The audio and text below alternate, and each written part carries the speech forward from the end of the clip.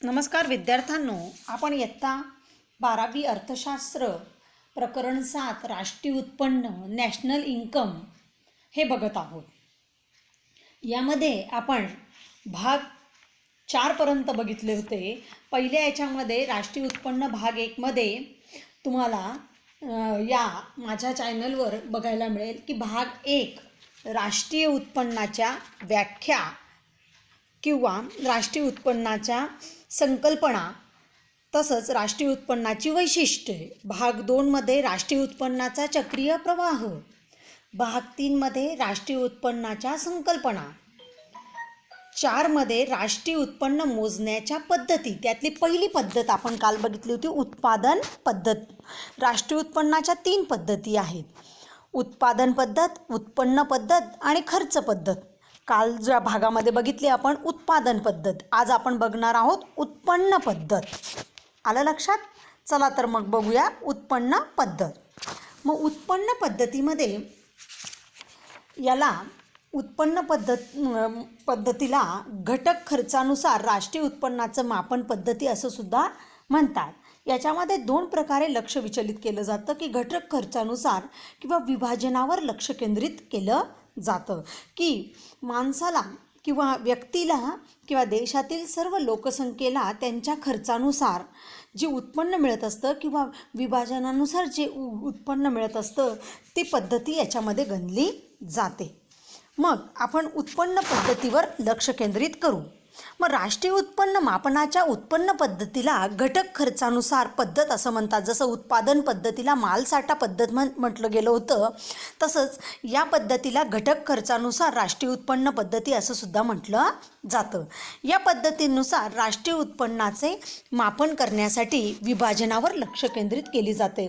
या दोन्हीही गोष्टी लक्षात ठेवा, तुम्हाला वस्तुनिष्ठ प्रश्नांमध्ये सुद्धा विचारलं जाईल. चला मग राष्ट्रीय उत्पन्न पद्धतीचा आपण अर्थ समजून घेऊया. या पद्धतीमध्ये एका वर्षाच्या कालावधीत देशातील नागरिकांना मिळणाऱ्या निव्वळ उत्पन्नाची बेरीज करून राष्ट्रीय उत्पन्न मोजले जाते. मग आपण निव्वळ उत्पन्न म्हणजे बघितलं होतं संकल्पनांमध्ये की निव्वळ उत्पन्न म्हणजे काय की ज्या उत्पन्नामधनं घसारा वजा केला जातो त्याला निव्वळ उत्पन्न म्हणतात. मग एका वर्षाच्या कालावधीमध्ये देशाच्या नागरिकांना मिळणारं निव्वळ उत्पन्नाची बेरीज म्हणजे राष्ट्रीय उत्पन्न होय. त्या पद्धतीला आपण काय म्हणतो, एकूण उत्पन्न पद्धती होय. मग सर्व उत्पादन घटकांच्या वितरित केलेल्या उत्पन्नाची बेरीज राष्ट्रीय उत्पन्नात होते. मग मला सांगा, उत्पादनाचे घटक कोणते सांगितले होते तुम्हाला? भूमी, श्रम, भांडवल, संयोजक यांना अनुक्रमे उत्पन्न काय मिळतं हो? भूमीला खंड, श्रमिकाला वेतन, भांडवलाला व्याज आणि संयोजकाला नफा. मग या उत्पन्नाची बेरीज म्हणजे राष्ट्रीय उत्पन्न होय. मग उत्पन्न पद्धतीमध्ये या पद्धतीमध्ये काय केलं जातं हो?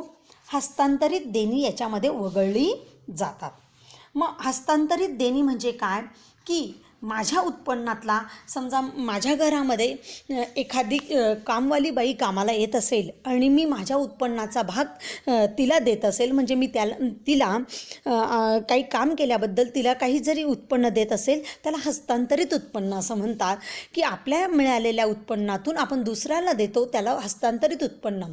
मग ही देणी टाळावी लागतात, कारण ते उत्पन्न गणताना माझ्या उत्पन्नातून ते गणलं गेलं, त्याच्यामुळे ज्याला मी दुसऱ्याला दिलं ते उत्पन्न गणता कामा नये.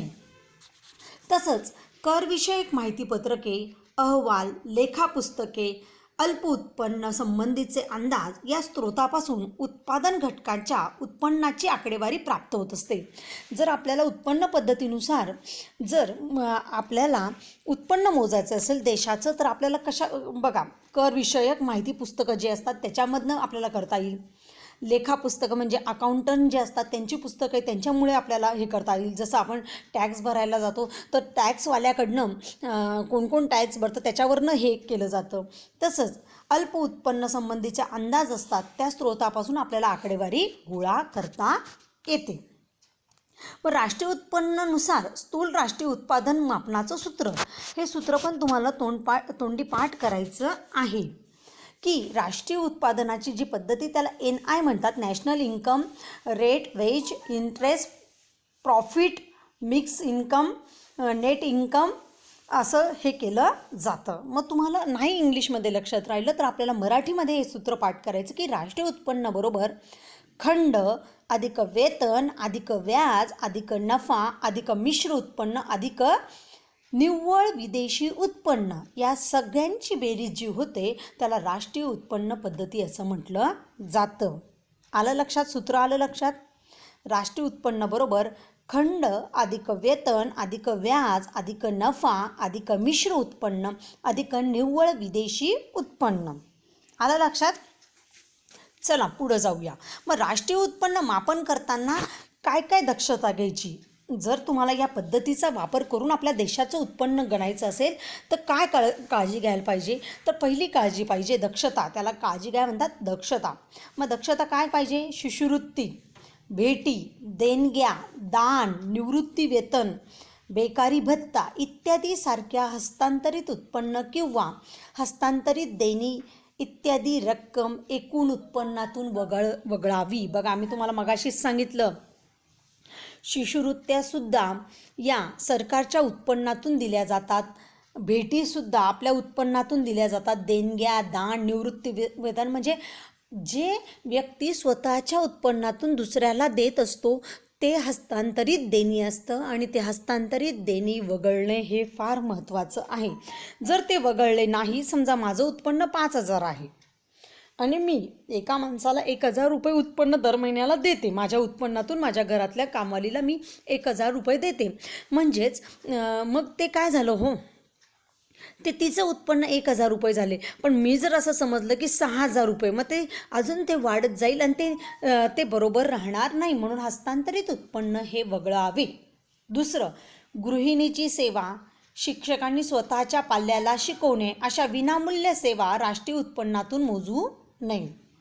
म्हणजेच काय हो, की गृहिणीची सेवा, शिक्षकांनी स्वतःच्या पाल्याला शिकवणे अशा विनामूल्य सेवा म्हणजे बघा आईने मुलांसाठी किंवा आईने घरासाठी केलेलं काम, शिक्षकांनी स्वतःच्या पाल्याला शिकवलं, समजा मी माझ्या मुलीला शिकवलं, अशा विनामूल्य सेवा राष्ट्रीय उत्पन्नात मोजू नये. ज्या सेवा फक्त पैशाने गणल्या जातात त्यांचाच विचार याच्यात करावा.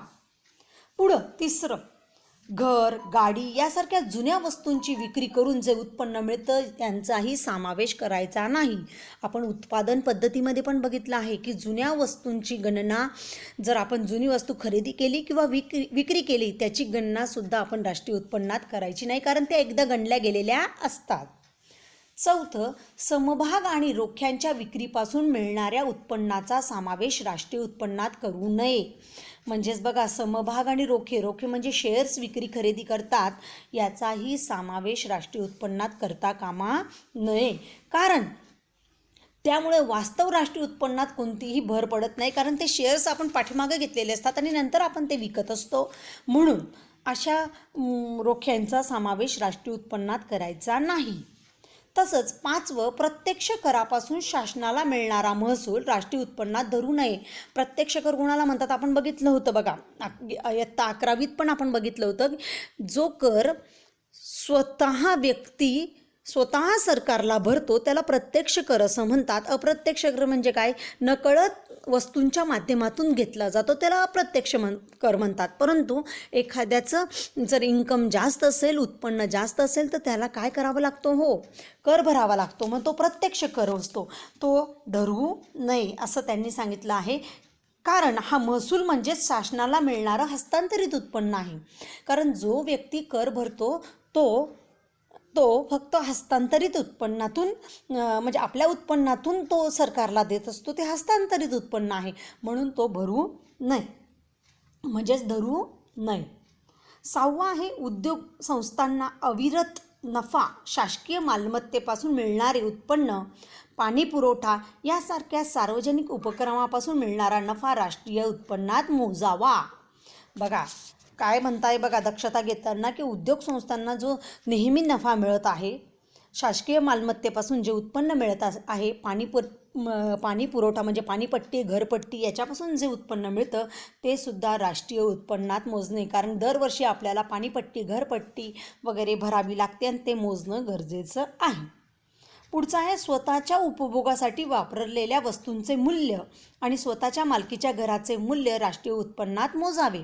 बघा, जर आपण भाड्याने राहिलो तर आपल्याला भाडं द्यावं लागतं. म्हणून राष्ट्रीय उत्पन्न मोजताना जर मी माझ्या शेतामध्ये गहू पिकवले आणि ते गहू मी 4 क्विंटल गहू घरासाठी वापरायसाठी काढले तर त्याचंही मूल्य राष्ट्रीय उत्पन्नात गणावं असं त्यांनी सांगितलेलं आहे.